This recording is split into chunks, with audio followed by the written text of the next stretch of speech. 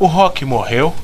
Há pessoas que garantem que sim, mas há uma porrada de gente que jura que não. Bom, e eu me encaixo nessas. O jeito de fazer o bom e o velho rock and roll talvez esteja realmente um pouco defasado. Mas isso porque, na era do streaming, ninguém mais dá bola para os trabalhos conceituais que deram origem a álbuns icônicos na história da música como Sgt. Pepper's Lonely Hearts Club Band ou The Dark Side of the Moon, por exemplo. Aliás, só a extensão dos títulos desses álbuns já é suficientemente para afastar a pouca paciência da turma da farofa pronta, os Nutellas. Pois, afinal de contas, quem quer ter que pensar quando o intuito é apenas se divertir, não é mesmo?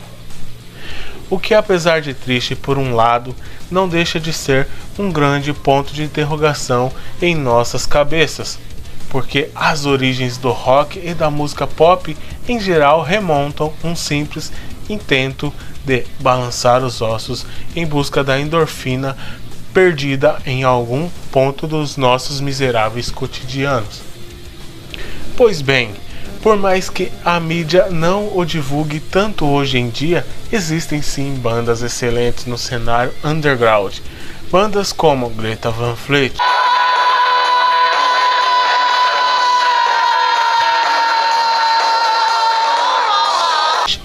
Torture Squad,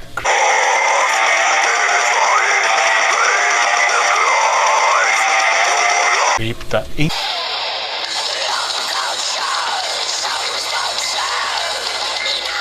outros.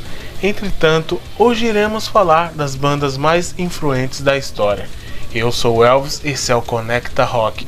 Não se esqueça de comentar, curtir, se inscrever no canal quem ainda não é inscrito, apertar o sininho para notificações, comentar o que achou do vídeo e compartilhar com geral para ajudar esse canal a crescer, e além disso você não perde nada sobre os conteúdos do canal.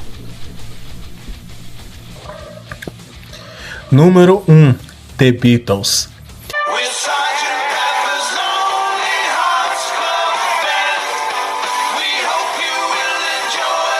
Nenhuma lista que fale de rock pode deixar de citar os 4 rapazes de Liverpool. Eles não só disseminaram a cultura de bandas do rock até então protagonizadas por grandes artistas solos como Elvis Presley, Chuck Berry e Little Richard, como também deram origem a várias expressões que servem para se referir à sua época e evolução.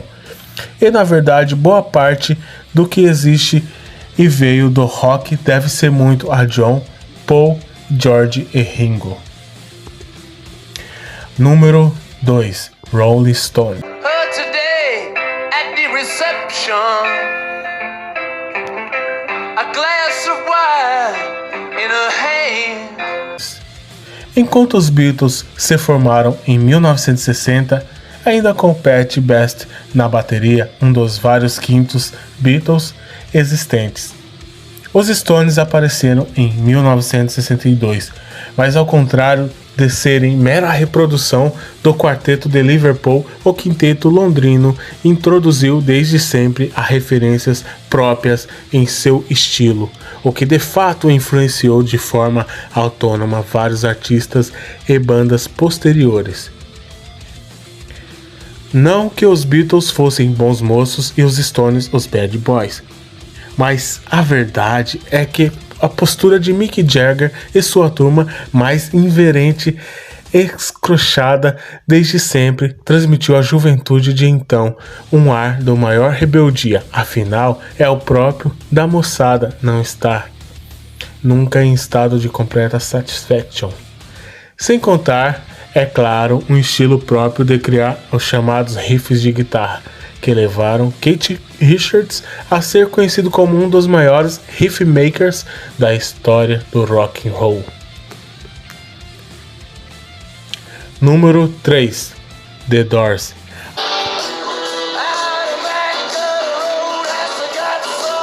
Dos Doors nesta lista vem não só pela capacidade do quarteto californiano em criar grandes músicas, mas também por colocar a América no mapa das bandas de rock em 1965. Como vimos, a grande parte do legado e influência do rock de bandas a posteridade vem do Reino Unido. Mas Jim Morrison e companhia provaram que o rock americano não se restringia aos grandes artistas solo e mesclaram a rebeldia dos Stones com uma certa psicodelia e a inovação das mensagens inspiradas em... Bem, melhor não comentar muito sobre as substâncias, mas apenas o título da ilustração.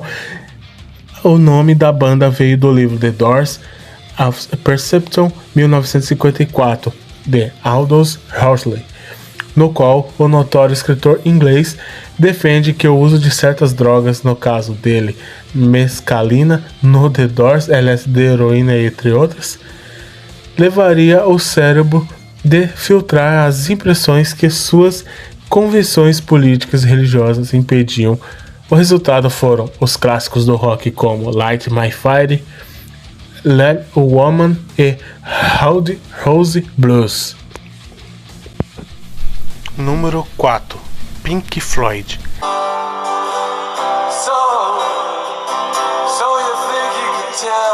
A história de Pink Floyd é frequentemente dividida em 3 fases.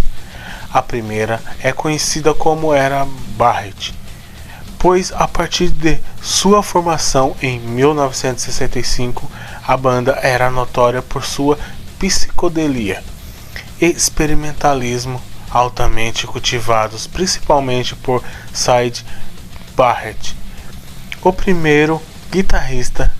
Conta-se, aliás, que eles se encontraram com os Beatles no Abbey Road Studio durante as gravações de seu primeiro álbum The Piper at the Gates of Dawn, o que coincidiu com os registros de Sgt. Pepper's.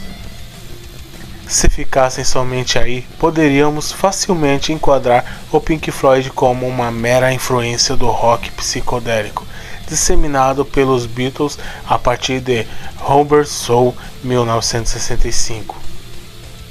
Mas a segunda fase da banda, batizada de Era Waters, em função à predominância criativa de Roger Waters, fez explodir que se chamou de rock progressivo.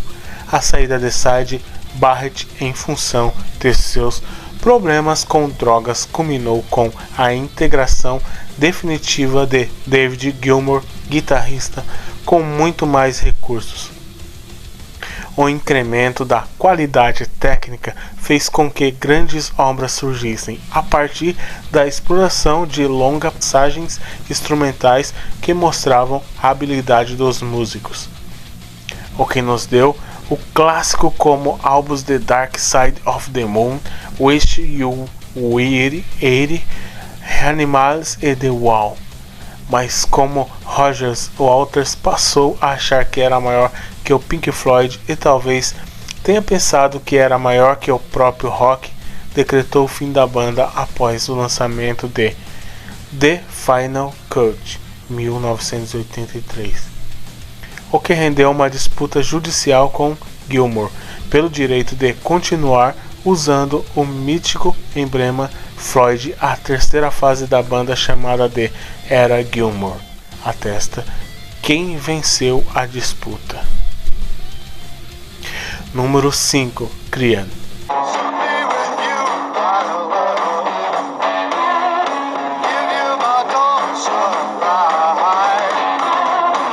Eric Clapton surgia como o melhor guitarrista de blues do mundo. Jimi Hendrix, é claro, devia discordar disso. Quando encontrou Ginger Baker, baterista do Jack Bruce, o baterista mais entojado e arrogante do mundo, basta relembrar que ele disse que o Led Zeppelin era péssimo para formar o Cream em 1966.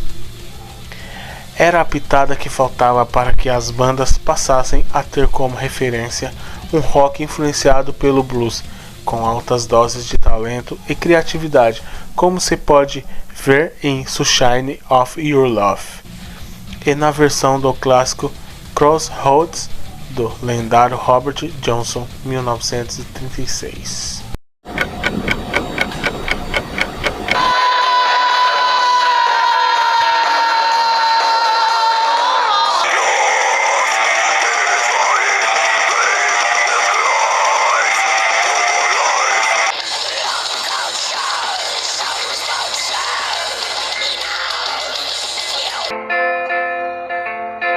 I saw her today at the reception.